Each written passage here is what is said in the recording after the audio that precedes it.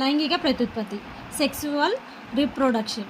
ఇది లైంగిక ప్రత్యుత్పత్తి అనే సంయోగ బీజాల కలయిక ద్వారా ఫలదీకరణ ప్రక్రియ జరుగుతుంది. అయితే ఫలదీకరణ తల్లి శరీరానికి బయట జరిగితే, తల్లి శరీరంలో జరగదు, అది బయట జరిగితే దాన్ని ఏమంటారంటే బాహ్య ఫలదీకరణం అంటారు.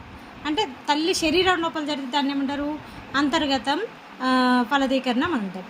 అంటే బాహ్య ఫలదీకరణం ఏట్లో జరుగుతుంది, కొన్ని రకాల జీవుల్లో జరుగుతుంది. శరీరం బయట జరిగేదాన్ని ఫర్ ఎగ్జాంపుల్ చూద్దాం.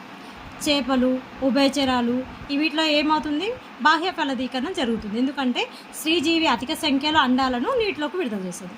అదేవిధంగా పురుష జీవి కూడా కొన్ని మిలియన్ల శుక్రకణాలను నీటిలోకి విడుదల చేస్తుంది. ఇది ఏమవుతుంది, నీటిలో కొట్టుకోబోతూ ప్రకృతి ద్వారా నియంత్రించబడి స్త్రీ పురుష జీవులు ఎక్కువ సంఖ్యలో అండాలను శుక్రకణాలను విడుదల చేస్తాయి కనుక ఇవి బాహ్యంగా ఫలదీకరణ జరుగుతుంది కనుక దీన్ని బాహ్య ఫలదీకరణం అంటారు.